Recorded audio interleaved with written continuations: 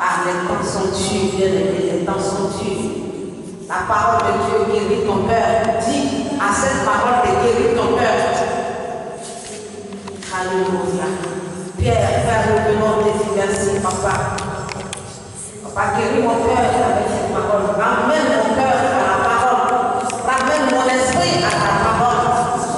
Ramène-moi à ta parole. Et que je ne puisse pas me perdre, Père de moi. Et que je puisse reconnaître toutes ces choses. Et que je puisse me repentir, Père de moi. Et que je ne sois pas mort, oh Dieu, au roi. Je suis là, Seigneur. Je reviens toujours vers toi. Que ta parole me guide. Ta parole me fasse du bien cet après-midi. Maintenant, je suis rentré, Père de gloire, que je retourne avec la joie. Père, nous voulons te dire merci, papa. Merci, Père de gloire. Merci, Seigneur Jésus. Amen. Amen. Amen. Bien-aimés, nous allons acclamer notre roi qui va arriver.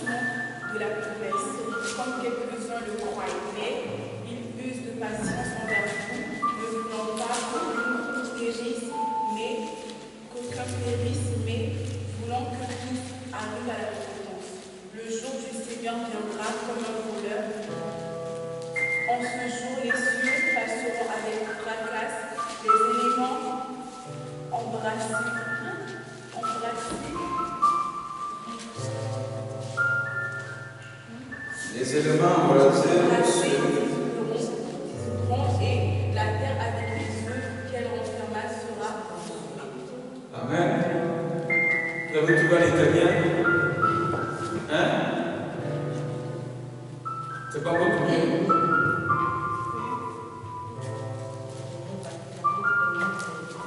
2 Pierre, chapitre 3, verset 9 à 10. J'ai dit ça en italien. Pas si vous devez être.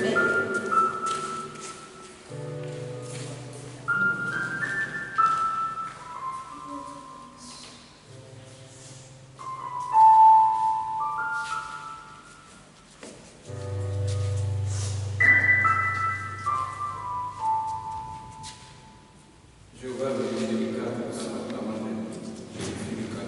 C'est bien grave.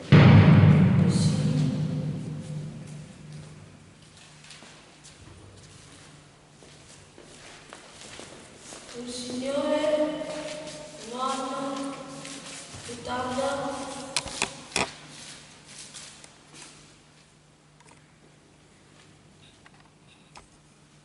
l'adempimento della sua promessa, come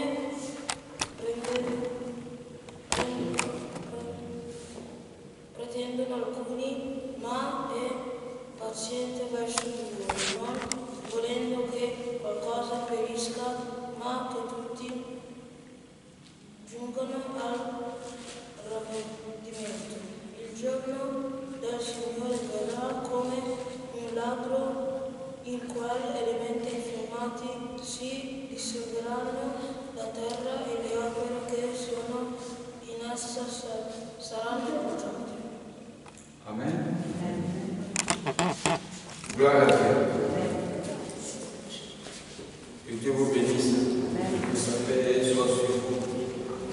Pour que davantage s'élargisse. Amen. Voilà. Quand je préparais ce message, mon cœur était dans la tristesse. Et dans tous ces prières qu'on a fait, j'étais en train de pleurer. Gloire à Dieu. Amen. Dieu est attristé et il pleure quand l'homme qui l'a créé à son image refuse de le reconnaître en tant que son Dieu, son Créateur, et il va se retrouver en enfer. Ça fait mal à Dieu que chaque jour, des hommes meurent et ils se retrouvent en enfer. Dieu n'a pas créé l'enfer pour l'homme. Amen. Oui. Dans la création de l'enfer, ce n'est pas pour l'homme. C'est pour Satan et les anges qui l'ont suivi. C'est pour eux seulement que l'enfer existe. Amen. Et comme Satan est venu transmettre ce qu'il a manifesté au ciel pour aller les transmettre sur la terre, donc ceux aussi qui vont faire comme Satan a fait, périront comme lui. Amen. Satan a créé la désobéissance vis-à-vis de Dieu, la rébellion, l'arrogance, l'orgueil, la fierté. Le diable est fier. Satan est orgueilleux. Satan est arrogant. Satan ne veut pas se démentir. Voilà pourquoi il est Satan. Et je prends ce message pour vous parler parce que chaque fois que quelqu'un meurt, Dieu a mal au cœur et quand on se retrouve dans les effets de la mort, chacun réveille sa conscience. Amen. Je vais parler du témoignage de Didier Alpha, de sa vie, de sa mort, s'il est au paradis ou s'il est en enfer. Il y a beaucoup de versions sur le net. Hein? Certains disent qu'il est en enfer, certains disent qu'il est sauvé. On ne sait pas. Qui sait quelque chose? Qui sait qu'il est sauvé dans l'enfer? Personne. Personne ne sait. Hein? Ça? c'est ta conception, mais c'est ce que tu sais. Elle a dit il y a l'enfer. Pourquoi il y a l'enfer? Avec tous les amis qu'elle connaît. Ok. Oui, qui encore? Hein? Il y a l'enfer. Il y a l'enfer. Ok. Gloire à Dieu. Donc, il y a l'enfer parce que, comme un homme peut aller en enfer parce qu'il a péché, il ne s'est pas repenti. Et nous tous, nous sommes des pécheurs. Voilà. Ce n'est pas ceux seulement qui sont francs-maçons, qui sont illuminatifs, qui sont sorciers. Ce n'est pas eux seulement qui sont des pécheurs. Celui qui ment tous les jours pour avoir l'argent, c'est aussi un gros pécheur, il va aller en enfer pour ça. Amen. Celui qui triche, c'est un pécheur, il peut aller en enfer pour ça. Donc, ce n'est pas celui qui verse le sang, qui fait des sacrifices, qui est dans le vaudou, qui est bouddhiste, qu'on va dire qu'il est pécheur. Celui qui ne fait pas la volonté de Dieu sur vous est un pécheur. Et pour ça, il peut en enfer. Donc, on l'a connu en tant qu'un artiste, un chanteur païen. Païen qui veut dire qu'il chante les choses de ce monde. Il a chanté moto, c'est du matériel. Il est mort sur la moto. Moto, c'est pas Dieu. Donc, si tu chantes la moto, tu peux en faire après la moto. Tu chantes. Il y en a qui chantent les belles femmes. Elle est belle. Chante la femme. C'est un être humain. Tu peux en faire. On chante le nom de quelqu'un parce qu'il va donner 10 millions. Donc, il veut chanter son nom. Chante son nom, chante son nom. Il est devenu ton Dieu, ton sauveur. Chante son nom. Tu peux en faire. Ça, c'est les païens. Les statistiques païens. Amen. Alors que lui aussi, en tant que quelqu'un qui est dans le mysticisme, dans la franc-maçonnerie, dans les illuminatifs. Amen. Pour ça aussi, cette église, il peut l'en faire. Il a regardé toutes ces choses-là et arrivé à un stade de sa vie, il s'est dit certainement qu'il doit aller. Amen. Ça, c'est la prise de conscience. Mais avant que cette conscience en arrive en lui, l'homme de Dieu qui dit qu'il allait prier pour lui, ce prophète-là, dans son témoignage que Kazarema est allé l'interviewer dans son église, il a dit que depuis 2016, lui, Dieu lui a dit qu'à la fin, il allait mourir dans un accident et que s'il meurt, lui, Dieu il va l'utiliser par rapport à sa vie passée, par rapport à cette vie de sacrifice, de franc-maçonnerie, des illuminatifs, tout ce qu'il a fait. Lui, Dieu va l'utiliser pour témoigner de ces œuvres-là, pour que le diable soit affaibli, pour que tous ceux qui le suivent soient convertis. Ça, c'était la vision de Dieu qu'il a dit à l'homme de Dieu. Le juge meurt, qui attend qu'il meure, tu vas prier pour sa résurrection. Donc lui, il a dit ça à l'église, dans son église. Ces fidèles-là ont entendu. Donc, 2016, 2017, 2018, 2019, dans 3 ans, le jour le mort, il a annoncé sa mort à la télévision. Donc lui, il dit à Dieu, il a dit à Dieu, ce qu'il a dit là arrivé. Donc lui, il attend ici 2 signes, 3 signes, qu'on l'appelle. Et ses fidèles l'ont appelé. Par contre de Dieu, ce que tu as dit là, c'est arrivé.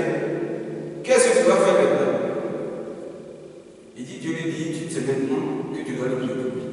Amen. Donc c'était déjà programmé par Dieu. Dieu savait ce qu'il allait. Et que quand ça va arriver, lui, tu vas le ressusciter.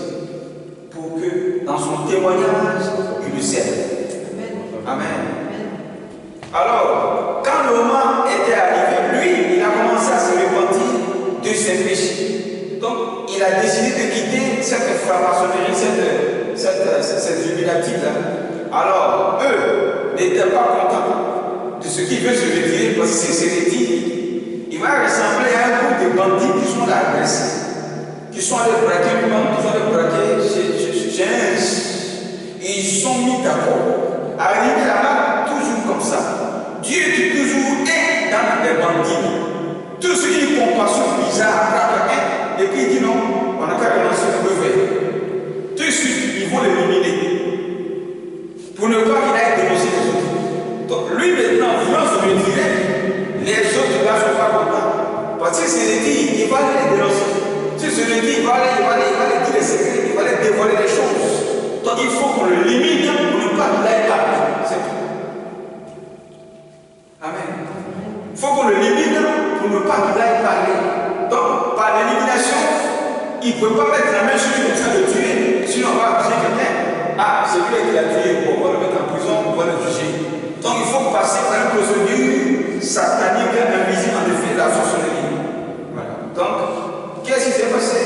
Lui, Arafat, meurt. Il est rêvé ici en Italie en songe. Si Dieu a parlé à une soeur ici en Italie, qui a vu la vidéo sur le net?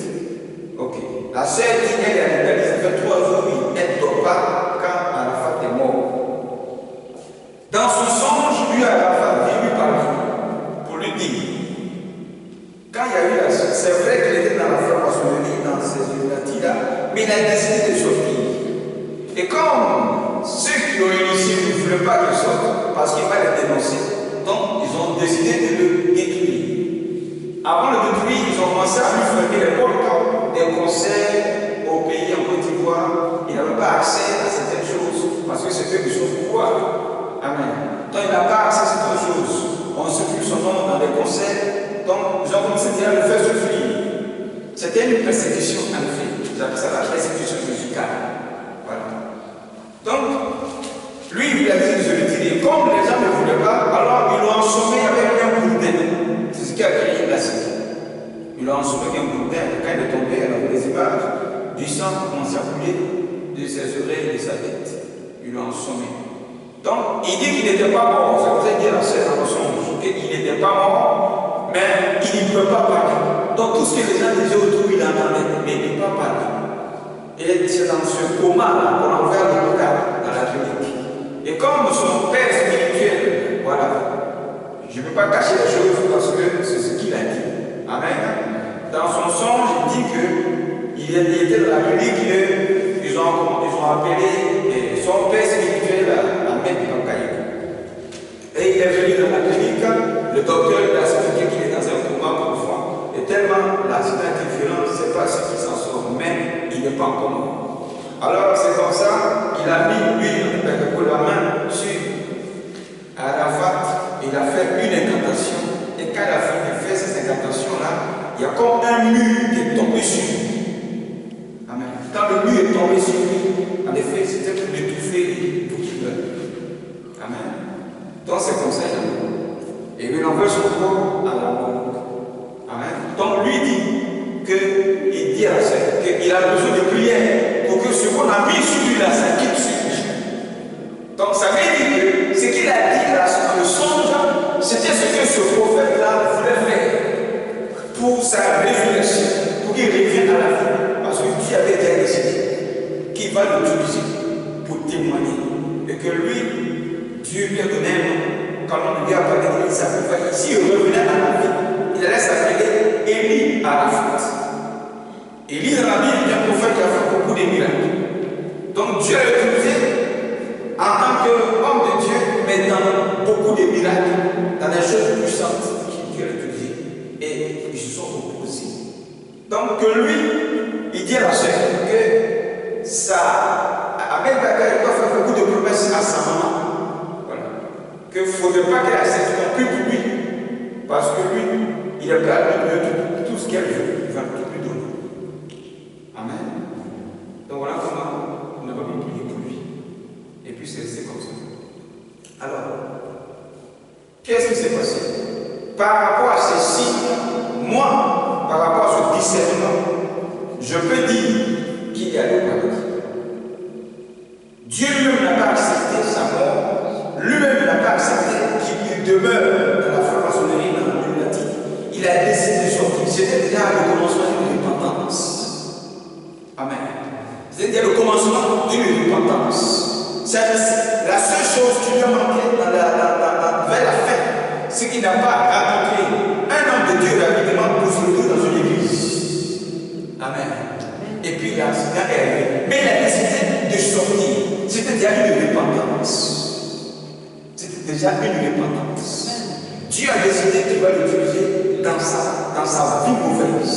Tu regardes dans la Bible, tous ces grands hommes de Dieu qui sont dans la Bible, c'était des méchants, des hommes comme Saul de Tarse, qui tuait, qui assassinait, qui persécutait l'Église. C'est lui que Jésus a frappé d'aveuglement pour dire, je vais l'utiliser. Amen. Dieu utilise des bandits, des prostituées, des mauvais gens, des mauvaises personnes, pour que leur mauvaise vie la soit un témoignage. Amen. C'est dans cette vision que Dieu voulait l'utiliser. Lui, il a dit cette chose. Je vois ça, il a une réponse. Amen. Et s'il se révèle à la soeur, ce n'est pas lui qui allait se placer, c'est Dieu qui a parlé à la soeur à travers ce qui vivait dans le fond de son cœur avant de mourir. Amen. Donc, je m'appuie sur ce message, sur ce qui s'est passé pour vous parler. L'autre thème, c'est les deux signes du salut avant la mort. Les deux signes du salut avant la mort. Les deux signes du salut avant la mort. Le salut, bien-aimé, veut dire sauver. Le salut, ça veut dire la salvation de Dieu. Et la salvation de Dieu, c'est Jésus. Dieu nous salue au travers de la personne de Jésus. Et quand un homme te salue, bien-aimé, la salvation apporte la joie dans ton cœur. La salvation veut dire que je pense à toi. Quand on te salue, on veut savoir si tu vas bien. Parce que ta réponse dans la salvation définira si tu vas bien ou si tu vas mal. Et celui qui te salue et qui entend la réponse se dira, est-ce que ça va? Est-ce que tu te portes bien? Comment tu vas? Mais pourquoi il pose cette question? Parce qu'il veut te sauver. C'est ça la salvation. Donc dans le salut, il y a le sauver. Le sauver. Donc, Dieu veut sauver l'homme au travers de la vie de Jésus, qui est le salut de l'humanité. Ça peut être celui qui confesse le nom de Jésus, celui qui salue Jésus, celui qui chante Jésus, celui qui adore Jésus sera sauvé. Celui qui parle de Jésus sera sauvé. Celui qui chante Jésus sera sauvé. Celui qui dit au nom de Jésus, dans quoi que ce soit de la vie, tu seras sauvé. Donc Jésus est le salut. Donc les signes du salut, les signes de Jésus, les signes de la vie éternelle, de la vie de l'individu qui a bâti vers la mort. Par ces signes, tu peux savoir s'il va au paradis ou s'il va en enfer. Comme moi je dis, je vois la repentance dans son cœur. Il est déjà sorti. Voilà pourquoi j'ai commencé à le persécuter.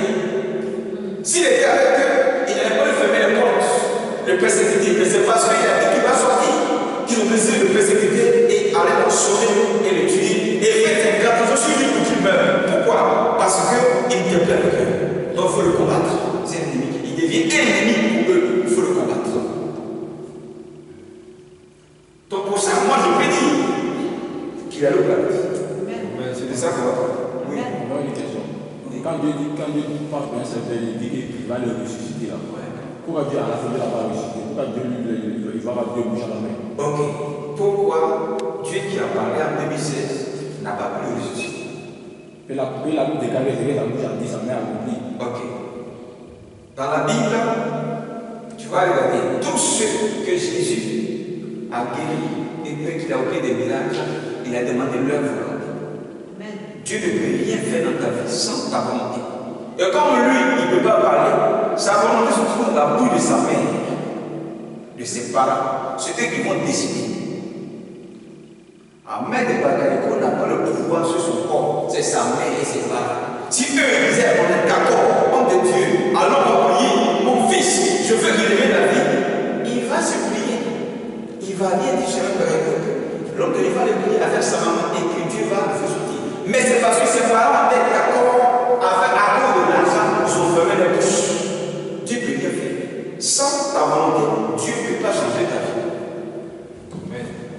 Sans ta volonté, Dieu peut te révéler dans un songe que je veux te bénir grandiosement, mais si tu n'es pas d'accord, Dieu ne fait la passe.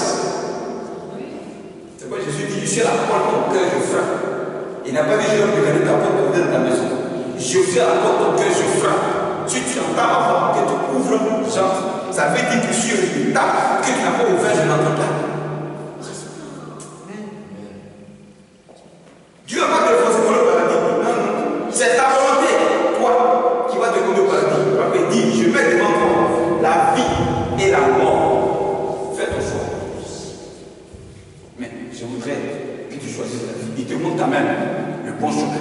Je voudrais que tu choisisses la vie. Il ne va pas te dire, je vais te forcer à choisir la vie. Donc, Dieu a proposé sa résurrection. L'homme a refusé. Dieu ne peut rien faire. C'est comme ça. Quand l'homme lui dit, il a donné une heure et puis des jours. Quand c'est arrivé, et puis les parents n'ont pas fait, n'ont pas été d'accord. Quand elle arrive à la maison, Dieu lui a dit, je ne peux rien faire sans l'œuvre de Dieu. Maintenant, considère qu'il est mort. Et l'homme dit, il n'a jamais pleuré. Mais quand Dieu dit, considère maintenant qu'il est mort, il a commencé à pleurer. Amen. Ils sont allés là devant dans la cour du Mifosset. Il est dans la voiture. Ils sont passés au téléphone. On ne sait pas qui va décider. Ça va ici, ça vient. On le met sur le père là-bas. Il dit, bon, faites-le sortir. Mettez-le par terre. Moi, je suis là. Je vais commencer à prier. Il dit, on appelle. On appelle. Finalement, ils m'ont fait le tour. Ça, c'était la deuxième partie. La deuxième. Quand tu vas écouter la vidéo. Amen. Donc Dieu ne peut rien faire. Dieu ne peut rien faire. Si toi tu ne veux pas, Dieu ne peut rien faire. Même, je dis, ils ont combattu Dieu dans cette résurrection. Ils sont opposés à la volonté de Dieu. Le combat continue. Le combat continue entre Dieu et eux. Et comme j'ai dit, Judas a mangé l'argent du sang. L'argent du sang. Et le sang qui est vengeance. Et tous ceux qui vont manger cet argent du sang vont vomir ça. Amen. Voilà, vont vomir ça. Disons. Donc ici, dans ce passage, il y a toutes choses à dire. Après, j'ai fait des vidéos pour parler de la Côte d'Ivoire. Il y a des choses mystérieuses, des catastrophes mystérieuses, des morts mystérieuses, des choses bizarres dans la vie. Après cet enterrement, ça sera terrible. Depuis le haut sommet de l'État jusqu'à la famille, tous ceux qui se sont opposés, ils ont eu affaire à Dieu. Ils ont combattu l'œuvre de Dieu. Ils voulaient témoigner que les âmes soient sauvées. Et ils se sont opposés à ça. Pour ça, tu as combattu Dieu parce qu'il veut sauver une âme. C'est toi qui vas passer à la place. Amen. Oui. Ils se sont opposés. Ça va chauffer. Ça sera terrible. Ça sera terrible. Ils n'ont qu'à faire funérailles grandiose pour sa foyer. C'est pas ça qui intéresse Dieu. Amen. Ça, c'est le corps, ils adorent. Sinon, l'âme est déjà partie. C'est le corps qui est là. Le corps n'intéresse pas Dieu, c'est ton âme qui intéresse Dieu. Amen. Voilà. C'est le corps, ils vont adorer, ils vont chanter. Il n'y a aucun homme de Dieu qui est là pour chanter, prêcher là-bas. Ce sont ces camarades qui vont aller danser le couplet décalé. En effet, ils ont fait leur dernier show de boîte de nuit au stade, c'est tout. C'est tout. Amen.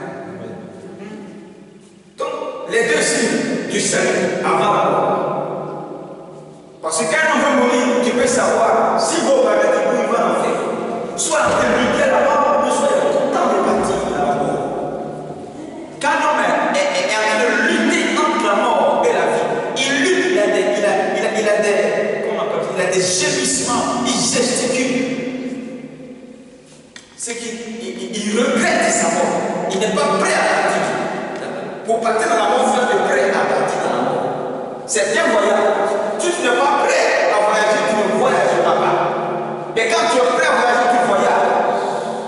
Donc, partir dans la mort, c'est un voyage. Quitter le corps humain, entrer dans le monde des esprits, c'est une transformation de l'homme. C'est un voyage. Donc, quand les gens voient ce voyage et les dangers, les conséquences, la destruction n'est pas parfaite, il a du mal à partir. Il gesticule, il graisse les dents. Ces choses difficiles. Il pleure. Mais quand quelqu'un meurt dans la foi, oh, il y a de la joie dans le ciel, il voit la joie du paradis. Pour ça, il est pressé de partir. Laissez-moi partir. Disent ceux qui sont partis comme ça. Laissez-moi partir. Et il sourit. Et il donne des conseils, même en vivant avant de partir.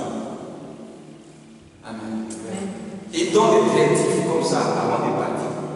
Mais quand un homme n'est pas prêt, Non, tu sens qu'il pleure. Vois comme Marie-Laure a pleuré avant de mourir. Elle a pleuré. Amen. Donc, j'aimerais ce soir que ce message révèle la conscience. Donc ici, qu'est-ce que la Bible dit dans 2 Pierre chapitre 3, verset 9 à 10? Il dit: le Seigneur ne tarde pas dans l'accomplissement de la promesse, comme quelqu'un le croit, mais il use de patience envers nous, ne voulant pas qu'aucun de nous périsse, mais voulant que tous parviennent à la repentance. Dieu ne veut pas que l'homme aille en enfer. Voilà pourquoi il est patient. Il met du temps dans nos péchés, dans nos incarnations, dans nos francs-maçonneries, dans nos péchés mignons.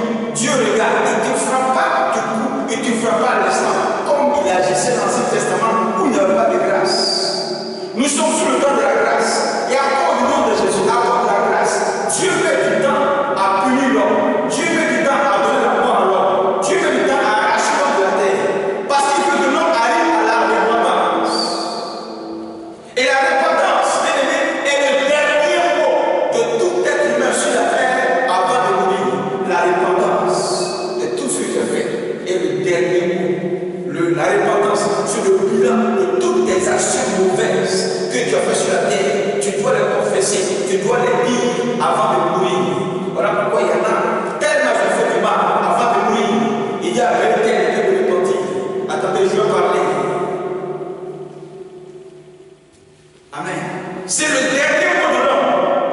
Tu peux tout dire, tu peux tout faire.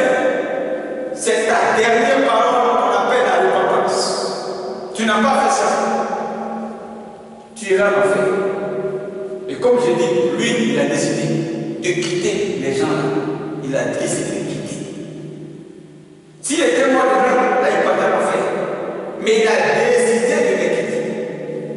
Malgré les voitures qu'on lui donne, ceux qui se peuvent nommer les voitures de 100 millions, de 90 millions. Lui, il a quel argent pour des voitures de 100 millions. Lui, il dit qu'il a la famille, quand il voit, il fait une seule chanson. Une seule chanson. Va lui donner une voiture de 100 millions. Moi, je ne crois pas ça. Va je tenir la maison qui est là. C'est une maison, c'est une chanson une chanson qui va donner ça. Tout ce argent, tous ces billets qu'il a là, c'est une chanson. Non. Ce sont ces francs-maçons-là qui lui donnaient ça. Amen. Pour qu'il chante. Il était l'air bio. L'air bio. Mais il a vu que tous ces biens-là ne pouvaient pas lui faire de bien. Malgré que ces biens sont âme de patron qui n'est pas en paix. Alors il a décidé de les quitter. C'est là a commencé sa repentance. Gloire à Dieu. Donc Dieu use de patience pour que nous arrivions à la repentance. La patience de Dieu, c'est ce qui trompe l'homme sur la terre. Comme il a fait ça aujourd'hui. Et que demain matin il n'est pas mort, c'est que ça fait rien. Demain encore il peut continuer. Comme il a volé aujourd'hui et qu'on n'a pas tué, c'est que maintenant nous devons encore peut voler. Comme il avait fait un sacrifice de mouton, ou bien un sacrifice, il a tué un de ses parents, et puis il a eu beaucoup d'argent, et puis ça marque la fois pour lui, c'est que Dieu est d'accord, ça fait rien. L'année prochaine, encore, il continue même pacte, il fait un autre sacrifice. Non, il ne faudrait pas que celui qui l'envoie, ça s'appelle la patience de Dieu. Et c'est ça qui trompe les gens sur la terre. Comme il vit dans le péché, et puis il a 40 ans, il a 50 ans, c'est que ça ne fait rien. Il peut se racheter. Tu ne connais ni l'heure, ni le jour, ni la nuit. Ça s'appelle la patience de Dieu. Comme il fait du mal, et puis vraiment, il voyage partout. Et puis sa vie a changé, il pense que Dieu est d'accord avec lui. Non, ça s'appelle la patience de Dieu. Et c'est ça qui trompe les gens. Et c'est ce que Satan vient. Satan vient pour tromper les gens. Non, après tu peux que le mentir. Comme il pense que Dieu est amour, c'est ce que les païens et le monde entier connaissent. Dieu est amour, Dieu est amour. Mais on ne sait pas ce que Dieu est aimé et Dieu a un caractère, le caractère du lion, dans lequel se trouve le jugement, dans ce que se trouve le châtiment, dans ce que se trouve la décision pour l'homme pas en enfer. Dans le caractère frappe, c'est là que se manifeste la colère de Dieu. Il n'est pas seulement nous, il n'est pas seulement l'agneau, mais il y a aussi le lion, la tribu de Juda. Et un lion est déchiré, un lion est très violent, il est agressif. Le lion ne pardonne pas. Quand Dieu se lève dans son caractère du lion, le pardon est terminé, la repentance est finie, c'est clos. Il n'y a plus de repentance parce que dans le caractère de l'agneau, il a été patient pour que tu arrives à la repentance. Et comme tu ne veux pas changer, il change de caractère, il voit le caractère du lion. La repentance est terminée. Dieu doit vous frapper. Et ceux qui sont opposés à cette résurrection, ils sont actuellement sous le nom de la grâce. Ils sont actuellement mêlés dans le caractère de l'agneau de Dieu. Ils sont actuellement dans la patience de Dieu. Et quand ça va finir, Dieu change de caractère. La repentance est terminée. Tu dois passer à l'action. Ils ont encore du temps pour se repentir. Tous ceux qui sont opposés. Il y a des pasteurs comme Marcos qui disent que comme un homme a mis du formol dans son corps, on peut prier et il ressuscite. Alors, mon cher Marcos, lis ta Bible.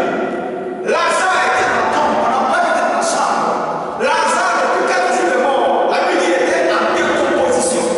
Jésus savait le premier jour, mais il n'est pas le premier jour. Il a vécu dans 4 jours où il n'y avait plus d'espoir. Où Lazare est dans la tombe, c'est là que Jésus est arrivé. Alors, où est passé ce verset? Tu ne connais pas ça? S'il était dans la tombe, c'est qu'il y avait une formation dans son corps. Et il est ressuscité malgré qu'il était en décomposition. Ce verset, tu ne connais pas ça? Ce verset, tu ne connais pas ça? Il n'a jamais lu la Bible de Confession. C'est dans Jean 11. Comme un homme qui est poussé à la mort, malgré le formol, on ne peut pas le ressusciter. Bon, où est passé dans ça? La fille de Jairus aussi, où était passée? Amen.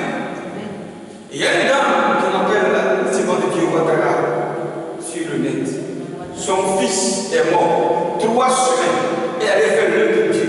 Dieu lui dit, ton fils va se ressusciter, c'est ton cadeau de miracle. Elle vient. Le dernier jour où on faisait les funérailles pour l'enterrer, elle a dit à tout le monde sortez. Sont sortis. Elle est restée dans la maison avec son enfant. Elle s'est couchée sur lui. Elle a commencé à prier. Elle a commencé à prier. Après, elle s'est fait contre lui. Elle a commencé à prier. Il a commencé à éternuer. L'enfant qui était formulé de formol, après 3 semaines qu'il est mort, il est ressuscité. Elle est sortie de la chambre de Amen. ça, c'est pas dans la Bible, c'est vis-à-vis. Donc, toi, ma caution, ce que tu dis, c'est que tu n'es pas un homme de Dieu. Donc, il faut te cacher. Laisse la Bible tranquille, fais tes affaires. Voilà. Laisse la Bible, fais tes affaires. Ce que tu dis là, regarde pas la Bible. Puisque tu vois étudier, repars-toi et reviens dans le Seigneur, c'est tout. Amen. Gloire à Dieu. Donc, la repentance est très importante dans la vie d'un homme qui veut aller au paradis. Chaque jour que tu pèches, repars-toi. Parce que demain, tu ne sais pas si tu vivras ou tu mourras. Personne ne connaît la date, le jour, les heures de sa mort. Mais nous tous ici, nous avons bel et bien des extraits de naissance. Où chacun sait quel jour, à quel est né. Moi, je suis né à 18h24, je connais ça. Mais le jour de ma mort, je ne connais pas ça. Oui, je suis né à 18h44 minutes. Mais le jour de la mort, là, je ne trouve pas ça. C'est un mystère. Amen. C'est un mystère. Dieu seul sait. Dieu savait. Depuis 2016, c'est qu'elle est arrivée à dire à la femme. Lui-même, il ne savait pas. Il a parlé, mais il ne sait pas quand ça va se produire. Si je joue, il savait que c'était sur la photo, il n'avait pas bougé. Amen. Il a parlé. Papa a parlé de sa mort. Il ne s'est pas dit à Dieu. Mais il savait quand ça allait se produire. À l'heure à laquelle ça allait se produire. Tout, ça allait se passer. Il ne sait pas que ça allait se produire à côté de toi. Ce jour-là, j'étais en France. Un matin, je me suis venu. Il était au salon. Et il est France 24. Il dit, papa, mon père. Non, c'est comme un miracle. C'est comme un miracle. Le type là,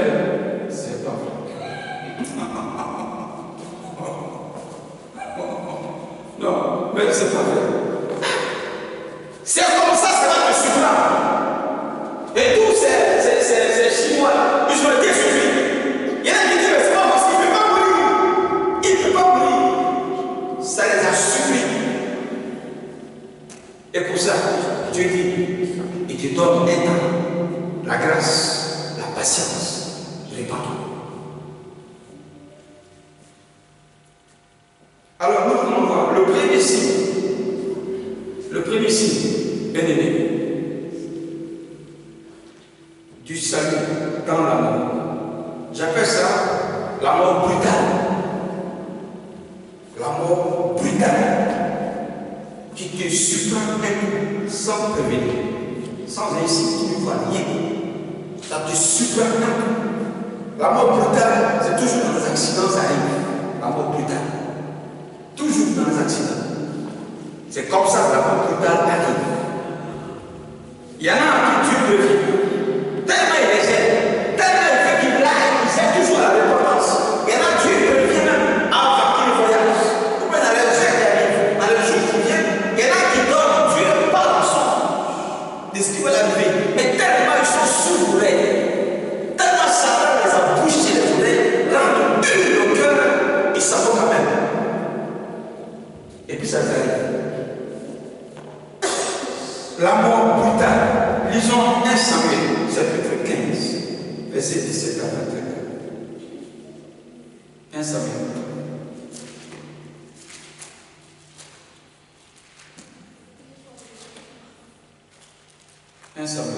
L'Ancien Testament, chapitre 15, verset 17 à 21.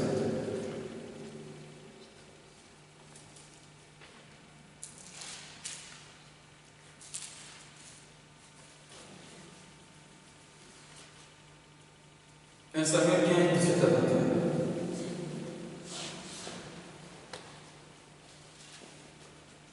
Il dit, le roi sortit.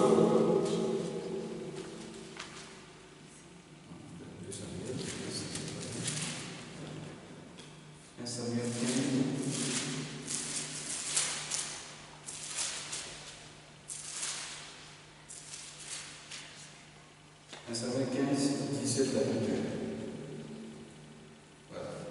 Samuel dit, lorsque tu étais petit,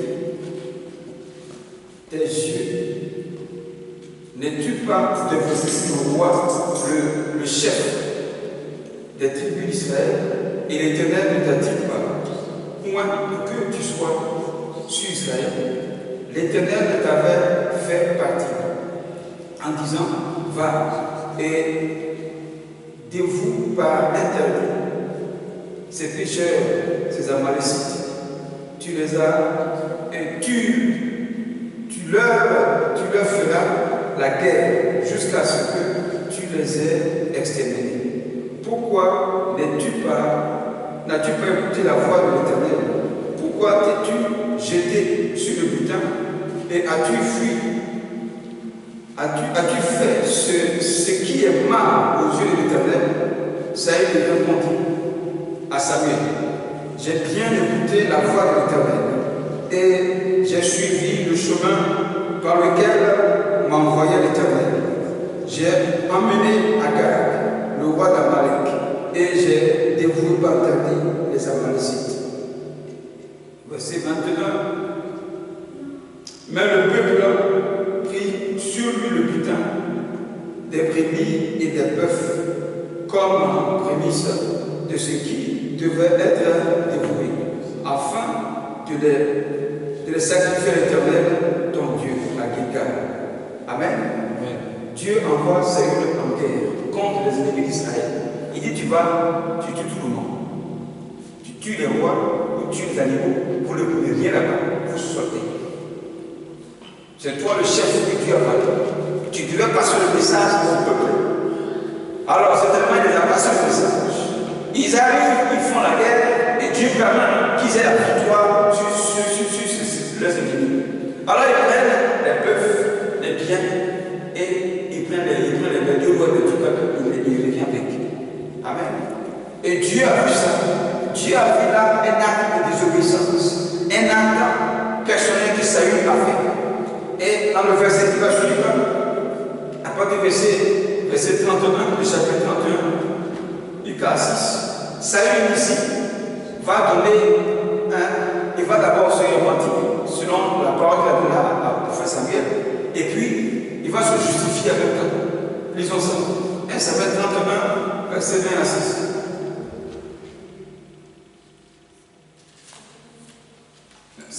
Là, Saül, c'est qui s'est suicidé. Amen. Il s'est suicidé. Mais remontons un peu. Donc, dans ce verset premier, Saül a désobéi à Dieu. Et Saül, en même temps, demande pardon au prophète Samuel quand il vivait la suite. Et dans son pardon, Saül n'était pas sérieux. Pourquoi? Parce que juste après, dans son pardon, Dieu, ayant vu le cœur de Saül, remplit l'incrédulité de jalousie contre David maintenant qui arrivait. Parce que si il avait vraiment connu une véritable repentance, Dieu allait pardonner à Saül. Amen.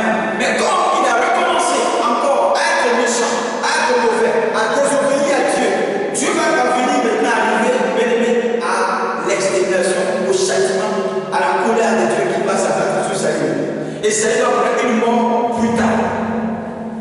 Amen. Il va connaître une mort plus tard. Lisons ça. Dans 1 Samuel 31, verset 20 à 6.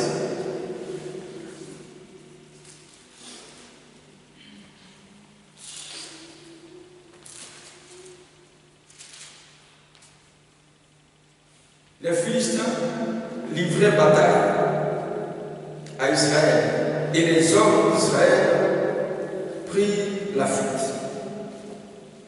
Dans l'autre verset, ils étaient encore dans la même bataille, mais là, ce n'est pas Israël qui a fui, mais ici, c'est Israël qui fuit. Pourquoi? Amen. Voici les effets de la désobéissance, laquelle Dieu ne te plaît plus. Amen. Les effets d'un homme qui manque de demander pardon à Dieu, Dieu te plaît avec toi. Un homme qui s'endurcit dans le péché, Dieu te plaît avec toi. Si Dieu te plaît avec toi, c'est qu'il y a un danger qui va te frapper. Amen. Alors, qu'est-ce qui se passe? Israël prit la fuite devant les Philistins et tombèrent morts sur la montagne de Gilgal. Les Philistins poursuivirent Saül et ses fils et tuèrent Jonathan, Abinadab et Malchi. Je vois pas. Malchichou, c'est ça? Fils de Saül. L'effort du combat porta sur Saül.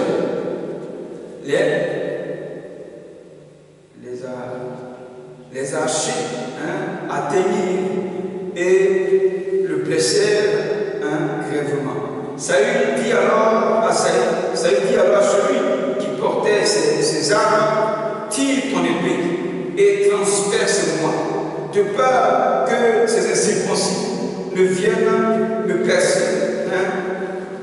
et me faire subir leurs outrages. Celui qui portait ses armes ne voulait pas, car il était saisi de crainte. Et Saül prit son épée et se jeta dessus. Donc Saül s'est suicidé. Amen. Pourquoi il s'est suicidé? Cette mort, elle est brutale. Pourquoi il s'est suicidé? Parce que sa dépendance vis-à-vis du prophète Samuel et Dieu n'était pas sincère. Parce que quand David est arrivé, Saül, par jalousie, voulait tuer David. Amen. Donc il n'a pas changé. Il s'est pas repenti. Il a fait semblant de se repentir. Il a demeuré dans son incrédulité. Ça encore, voici une ruse du diable qui trompe les gens. L'incrédulité. Laissez ton cœur être dur. Va t'emporter. Car tant que ton cœur restera dur, ce sont des choses dures aussi qui vont t'arriver. L'incrédule. La même manière que son cœur est dur, c'est comme ça des choses dures de la vie le frappe. Et il meurt brutalement. Saül est mort brutalement. Il s'est suicidé. Il dit au monsieur qui pose les armes, prends ton épée, tue-moi. Il dit, moi je ne peux pas le faire, c'est toi le roi. Lui-même se prend son épée, puis il s'est tué. Ça c'est la mort brutale. Saül est mort sans la repentance. Il est mort dans l'orgueil du roi. Il est mort dans la fierté du roi. Il est mort dans l'arrogance du roi. Il est mort dans sa méchanceté.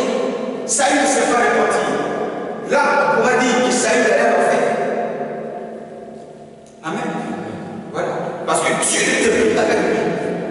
Dans le premier verset, il y a une guerre. Dieu est avec lui. Ici, Dieu était avec lui. Et c'est lui qui les a cherchés. Et à cause de sa méchanceté et de son manque de repentir, on tue ses enfants et on le tue. Pourquoi? Parce que le péché du roi, le péché du père et aussi le péché des enfants qui sont morts. Saül a fait tuer Jonathan pour rien, alors que Jonathan était le meilleur ami de David. Jonathan avait une alliance avec David. Voilà que quand David est arrivé au pouvoir, il a fait du bien au fils de Jonathan. Donc ça fait si Jonathan était là, et si David était là ce jour-là, il allait protéger Jonathan parce que c'était son ami. Ils avaient une alliance. Parce que quand lui, son père voulait tuer David, c'est lui Jonathan qui est là avec David et David a quitté Dieu.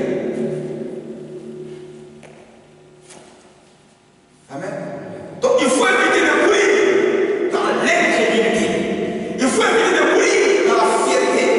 Il faut éviter de mourir dans l'arrogance. Il faut éviter de mourir dans l'orgueil. Il faut éviter de mourir dans ces choses, car tous ceux qui sont orgueilleux, arrogants, fiers, qui ne veulent pas se repentir, périront comme Saül dans la mort brutale, une mort violente. On ne doit pas mourir comme ça. Comme j'ai dit, ceux qui meurent brutalement ne veulent pas partir. Ils ne sont pas prêts à mourir. Mourir très jeune brutalement, non, tu n'es pas prêt à mourir. Mourir brutalement, ça ne vient pas de Dieu. Tu dois mourir dans la paix et dans la joie.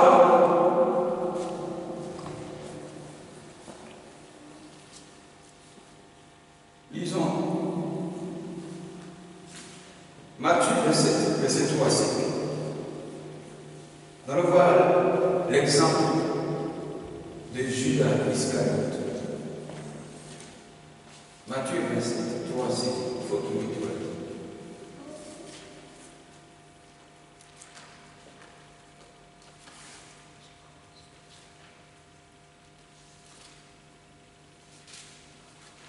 Matthieu 27, 3 à 5. Qui a trouvé? Tu as trouvé? Il faut lire.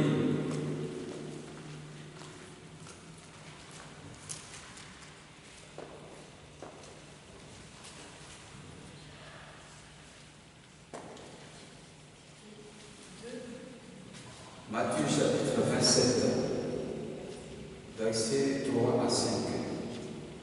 Alors Judas, qui l'avait livré, voyant qu'il était condamné, se repentit et rapporta les 30 pièces d'argent aux principaux sacrificateurs et aux anciens, en disant: j'ai péché en livrant le sang innocent. Ils répondirent: que nous importe, cela te regarde. Judas jeta les pièces d'argent dans le temple, se retira et alla se pendre. Amen. Voilà Judas, l'apôtre de Jésus. Judas, l'apôtre, homme de Dieu. Amen. Qui a servi auprès de Jésus, le maître des maîtres, le Seigneur des seigneurs. Ça, c'est un grand privilège que Judas a ignoré, il a forcé, il a mis dans le pays. Judas n'a pas considéré la personne de Jésus auprès de qui il était. C'était vraiment un privilège. C'était une valeur à laquelle peut-être tu t'es greffé, tu t'es attaché. Mais Judas n'a pas vu ça. Lui s'est attaché à un homme qu'il est venu dévorer, il est venu piller, il est venu voler. Judas est un hypocrite. Faisant semblant de servir Dieu, en le fond, lui, c'est l'argent. Lui, il est venu prendre l'argent. Il est venu prendre l'offrande. C'est pour ça qu'il est venu servir Dieu. Et il y a des gens de Dieu comme ça. Ce sont des hypocrites. Amen. Voilà. Amen. Ce sont des hypocrites. Donc, Judas était dans cette hypocrisie auprès de Jésus. Alors, il a pensé qu'il vient de faire un bon business, une bonne affaire, où on cherche quelqu'un qui va nous livrer Jésus. Judas se présente, dit voilà l'occasion. Vraiment, il y a bien l'argent. Voilà l'occasion pour gagner l'argent. Alors, il dit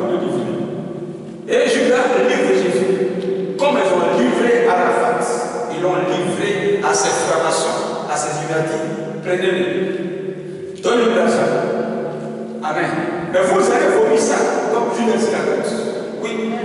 Le sang, l'argent du sang, on ne mange pas ça. Car si tu es capable de boire du sang, et puis être à bonne santé, il faut manger. Oui, oui. Tu es capable de boire du sang. Combien de dragons tu suces les gens? Il faut sucer. Mais ça va sortir par la narine et par les oreilles. Amen. Le sang appelle le sang. Tu as mangé du sang va sortir de ton corps. Oui, oui. Le sang appelle le sang. Tu as mangé du sang, c'est du sang qui a sorti de toi. Ça, il n'y a rien à faire. Ils n'ont qu'à manger. Judas a pris l'argent du sang. Il a pensé que c'est une bonne affaire. Maintenant, le voilà, tellement j'entends Jésus. Ils sont commencés à le chicoter, à le fouetter. Judas a une tristesse de la terre en lui. C'est vraiment conscience que l'argent dans sa main là, voilà ça. Voilà ça. Voilà quoi ça descend. C'est la souffrance de là. Judas dit non, je ne peux pas manger la souffrance. C'est pas possible. L'argent du sang, ça, je ne peux pas manger. Tenez votre argent. Il dit mon ami, on a fini de clore le business. On a perdu la loterie. C'est fini. Va te foutre, va te foutre la gueule. Judas le voilà avec la réponse. Judas devait faire comme Pierre. Pierre qui a dit à Jésus, moi je serai avec toi. Sur ta table, on m'attaquera. Tu me connais, moi Pierre, le zélé, le fou de Jésus. Sur ma table, on m'attrape aussi. Jésus dit, Pierre, la fête là, tu ne maîtrises pas. Comment ça va finir? Notre vie là, tu ne maîtrises pas. Donc, doucement, tu vas me réveiller. Pierre dit non, tu serais là. Quand le jour est arrivé, tellement ils ont chicoté Jésus, ils l'ont maltraité. Pierre, vraiment, a pensé aussi à ce qu'il a dit. Que vraiment, il risque de connaître ça. Donc là, moi, toi en ta vie, tu étais avec lui. Il dit moi, parce qu'il était dans les parages. Il est dans les parages pour regarder comment vraiment Jésus peut souffrir. Et puis quelqu'un a remarqué. Toi, on dit, mais toi, tu suivais le monsieur. Il dit, moi, non, je ne le connais pas. Pas 3 fois. Qui est mis? On dit, il a lié. Il dit, non, je ne l'ai jamais vu. Alors, le corps Satan, Pierre se souvient de ce que Jésus lui a dit. Ton mensonge, voilà ça. Pierre a commencé à pleurer. Une tristesse est rentrée en lui. Le Saint-Esprit a commencé à aborder Pierre, a commencé à parler à Pierre. Réponds-toi. Pierre s'est repenti de son péché et de son mensonge et de son hypocrisie pour dire je ne le connais pas. On ne s'est jamais vu. Pierre s'est reparti. Pierre a pleuré et Pierre est retourné au milieu de 12 ans. Pierre est revenu dans la foi. C'est ce que Dieu attend de l'homme qui pêche. Et c'est ce que Dieu vous aussi attend de Judas Iscariote. Tu as vu Jésus, ok, mais tu pouvais te repentir de Judas. Tu pouvais aller au milieu de 12. Mais tu es resté là, dans la fête, dans le cœur, dans la honte. Et puis tu allais te pendre.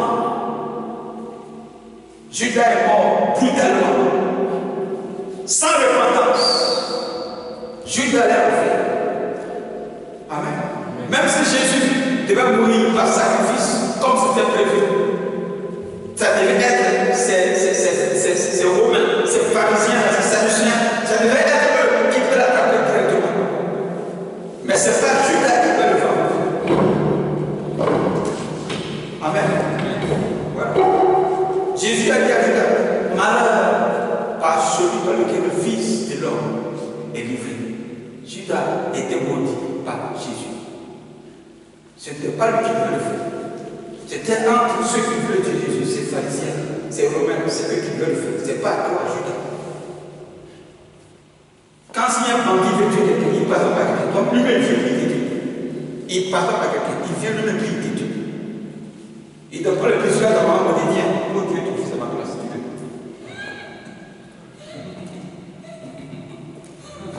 Il te dit lui-même, puis ça va. Il a compris sa mission. Mais ce n'est pas toi, laisse-le, ils vont l'attraper, eux-mêmes vont le tuer. Mais ce n'est pas toi qui devait être l'intermédiaire. Alors Judas va se suicider sans repentance. Nous devons mourir dans la foi et non pas dans l'incrédulité. Tu dois mourir dans la foi et non pas dans le cœur.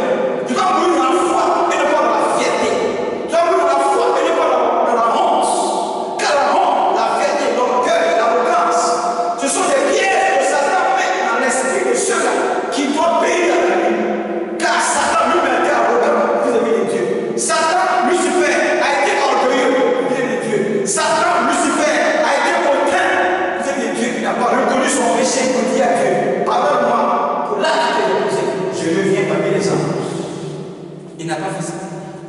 Il est resté dans sa position, comme s'il avait raison. Alors quand tu dis tu as raison, tu viens de mesurer à moi, moi le Créateur, je vais te montrer que tu ne peux pas te mettre au même piédestal. Alors je te jette par terre. C'est tout. Amen. Amen. Voilà. Donc tu ne dois pas rester dans son esprit, comme Lucifer, comme le diable. Sinon, tu périras comme lui. C'est ça qui tue l'homme. Voilà ce qu'ils continuent à faire. L'orgueil, la fierté. Ils sont trop fiers de la vie de fier. Non, tu es fier, ça te conduira en enfer.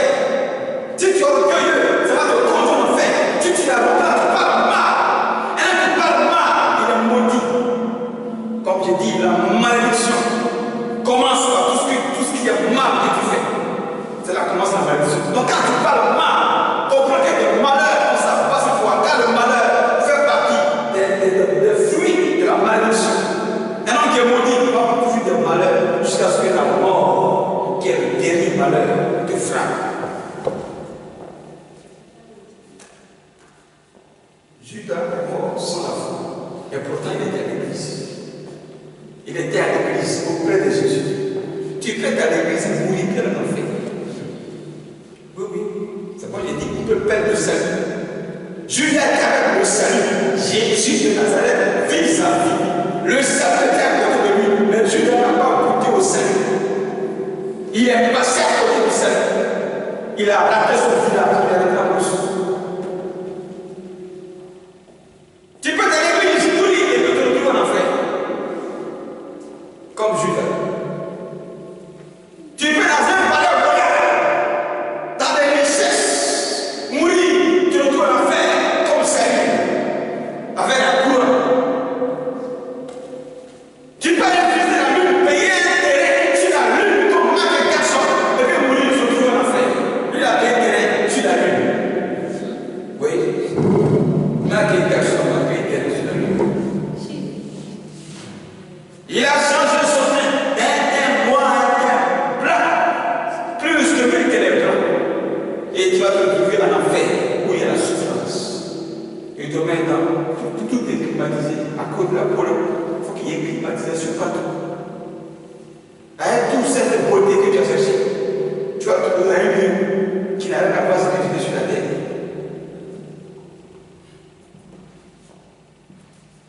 Il faut qu'on évite ça. On ne doit pas mourir comme Judas. Voilà pourquoi chaque jour tu pêches, il faut te repentir. Tu as menti, repens-toi. Et tu peux éviter le péché. Le péché peut s'éviter. Seulement si tu n'es pas clair de ce que tu fais mal. Si tu es conscient que l'acte que tu poses n'est pas bon, change. Ou bien si tu es conscient que ce que tu viens de faire, quand le Saint-Esprit te dit, mon fils, ce que tu as fait n'est pas bien, répands-toi, accepte et répands-toi. Si tu ne veux pas ce que tu as orgueilleux. Ces gens qui font le mal, tu as commis une erreur, on te le conseille, et puis tu dis tu t'en fous, ou bien tu dis tu as compris, demain matin tu recommences, tu es un orgueilleux, tu vas périr avec ça. Les enfants aujourd'hui qui sont orgueilleux, tu peux les parler de leur conseil, tu as compris. On le parle aujourd'hui, demain matin il prend la même bêtise. Ça va te détruire. Ça va te détruire. On te parle, tu dis j'ai compris. Demain matin, celui qui a parlé veut voir les résultats. Les bons résultats sont foncés. Quand il remarque que tu répètes le même mal, la même chose, alors tu es incrédule, tu es orgueilleux. Tu ne vas pas changer. Ce qui est mal, on veut t'arracher ça. Tu dis non, laisse-moi au mal. Ça va te maudire et ça va te détruire. Amen.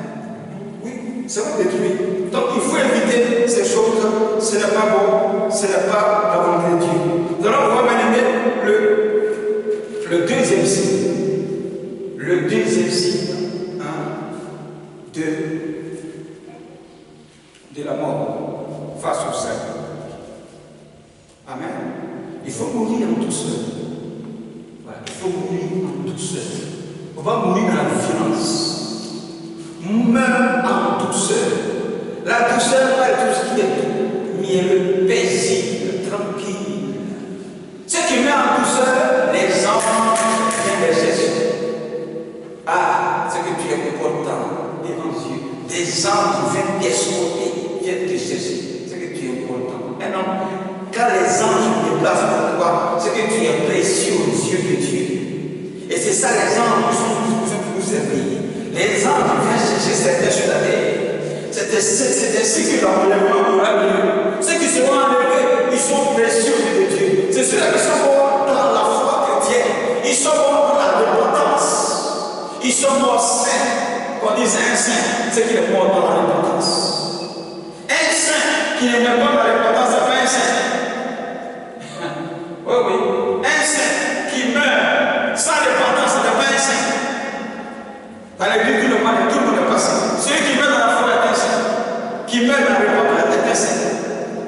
Donc lisons ce passage de Luc chapitre 23, verset 39 à 43. Lis certainement. Ça va? Oui, oui.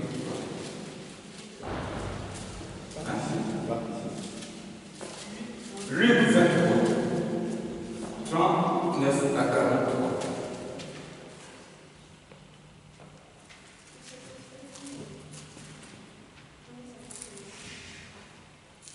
Tu as trouvé?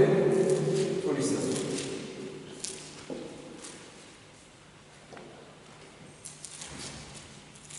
L'un des malfaiteurs crucifiés l'injurait, disant: Es-tu pas le Christ? Sauve-toi toi-même et sauve-nous. Mais l'autre le reprenait et disait: Ne crains-tu pas Dieu, toi qui subis la même condamnation? Pour nous, c'est juste car nous recevons ce que nous méritons, ce qu'on mérite. Nos crimes, mais celui-ci n'a rien fait de mal. Et il dit à Jésus: Souviens-toi de moi quand tu viendras dans ton règne. Jésus lui répondit: Je te le dis en vérité, aujourd'hui, tu seras avec moi dans le paradis. Amen. Voici une mort en douceur. Amen. Il est mort en paix. Ce brigand, ce bandit, ce voleur, ce criminel, ce sanguinaire, un grand pécheur. Parce que dans les anciens temps, ceux qu'on crucifiait sur les poteaux, c'était des mauvaises personnes. Amen. Et Jésus a été traité d'une personne mauvaise, un bandit, un brigand aussi. Voilà que l'on crucifié comme un bandit, comme un brigand, comme un homme impur. Voilà qu'il a porté sur lui nos péchés, nos brigandages. Il a porté ça sur lui. Voilà qu'on l'a traité d'un brigand. Sinon Jésus, qui l'a dit, n'a jamais commis un péché. Comment quelqu'un qui est saint, qui n'a jamais commis un péché, on dit un bandit, c'est un brigand, c'est un imposteur. Voilà que l'on tué comme ça, comme les bandits, les brigands. Alors ici, dans cette préparatif de la mort, il y avait deux bandits autour de Jésus, un à gauche et à droite. L'autre, lui, il insulte Jésus, il maudit Jésus. Lui, il prend Jésus, il pense que ça a pris mauvaise, il a même dit que Jésus avait vu. Et il insulte Jésus. L'autre, lui, il s'est tellement qu'il a entendu parler de Jésus. Donc, comment les choses sont passées? Et l'homme de bien là va se retrouver avec eux sur la croix. Lui, vraiment, il est surpris. Oui, l'autre était vraiment surpris. Parce que si c'est pas Jésus, il n'allait pas dire ça. Mais c'est parce qu'il a entendu parler de Jésus, il a connu Jésus.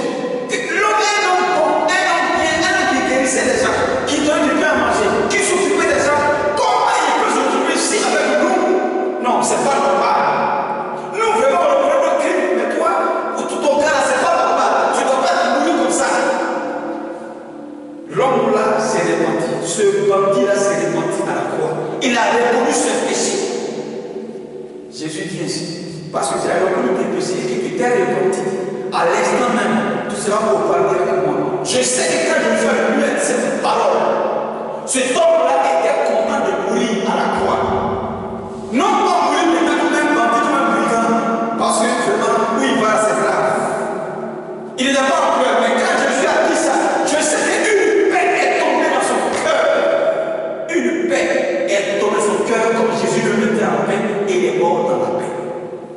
Mais l'autre bandit, je sais que quand il a entendu ce que Jésus a dit à l'autre,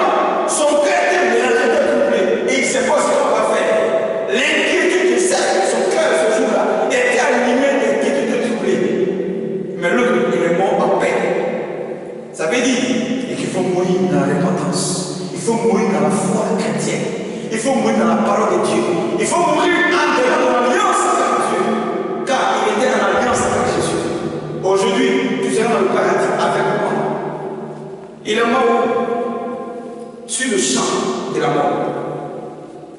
Il est sauvé sur le champ de la mort. On peut te sauver à l'instant même où tu devrais mourir, mais à une condition, une parole de repentance. Donc là, comme je dis, selon les détails et le témoignage, je peux dire que Didier Arafat est au paradis. Malgré la franc-maçonnerie, sur la porte de sa chambre, il y a une grande de mort avec 2 jours comme ça posés sur la porte de sa chambre. Sa chambre, c'est pas moi de lui, c'est moi comme ça dedans, c'est moi. Vraiment, il était vraiment dans le mysticisme. Il était vraiment assis dedans. Comme ça, on est dans la manière. Il était vraiment assis dedans. Mais malgré cette crise, je tombe la dedans, mais c'est tu es bizarre, tu es bizarre. Si tu ne le comprends pas, vraiment, ne comprends pas. C'est un gars qui a vraiment des choses noires comme ça. C'est lui notre toujours pour que le désert. C'est ça Dieu. Parce qu'il ne veut pas qu'aucun périsse. Si lui a été gagné, il est sorti de cette mort, il est ressuscité. Actuellement, pour te voir, comme on dit, c'est gâté. C'est gâté. Des gens vont pleurer, des mystiques se convertissent, des francs-maçons se convertissent, des musulmans se convertissent, des grands féticheurs se convertissent. Tous ceux qui ont fait le babaki et qui vont jeter ça. C'est ce que Dieu veut voir. Mais tous ceux qui sont opposés à ça, qui vont manger l'argent du sang, le sang avec le sang, qui a mangé du sang, le sang va sortir de ton corps. Amen. Oui, ça va sortir de leur corps. Mais personne ne sait ni le jour. C'est ça qui va arriver. Ça va sortir de leur corps. Ils vont comprendre que le sang, on ne boit pas le sang. On ne boit pas le sang humain, on boit le sang d'un animal. Amen. On ne boit pas le sang humain, on ne boit pas le sang d'un animal. Dieu t'a dit mange la chair. Il ne t'a pas dit boire juste le sang. Amen. Donc il faut mourir, bien aimé, dans la paix, comme ce brigand à la croix. Il faut mourir dans la repentance. Il faut mourir dans l'alliance avec Dieu. C'est pourquoi ne joue pas avec ta vie chrétienne. Ne joue pas avec ta vie chrétienne. C'est plaisir dans lequel on est. C'est plaisir de sexe. C'est plaisir de cigarette. C'est plaisir de boisson. C'est plaisir de quoi? De plaisir de la chair. On est dedans. Arafat a connu ça. Voiture de 100 millions. Lui, il a ça. Voiture de 100 millions. Il est monté une voiture que j'ai vue avec ce comédien-là. Je peux dire comment ça s'appelle. Comment ça s'appelle? Pancho. Voiture, il n'y a pas clé. Il dit tu mets ton pied sur la pédale et puis tu appuies un bouton. Ça démarre. Amen. C'est 100 millions. Lui, il a connu ça. Mais il veut sortir de là. Il veut sortir de là. Il a une voiture, il a 4. Et puis il a encore 3 moteurs, plus 8 motards. 8 motards, il est chef d'État. Tout ça, il avait ça. Dans sa maison, tu regardes valise d'argent là. Bon, ça c'est petit. L'argent est placé comme des habits. L'argent est dans grosso modo, sont comme des habits, c'est classé dedans. Tout cela, il a vu, il veut quitter dedans. Amen. Il veut sortir de là. Donc, il faut changer ta vie. Ne joue pas ta vie chrétienne. Ne joue pas avec ça. Amen. Ne joue pas avec ça. Parce que tu as trouvé la clé qui va te sauver. C'est Jésus. Tu te laisses et que tu t'attaches aux choses de ce monde. Tu vas t'attacher comme ça. Et ce sera difficile pour toi de connaître bien aimé la résurrection et l'enlèvement et le paradis. Lève-toi un peu. Lève-toi un peu. Tu vas prier ce soir. Contre cette chose que le diable utilise pour conduire l'homme à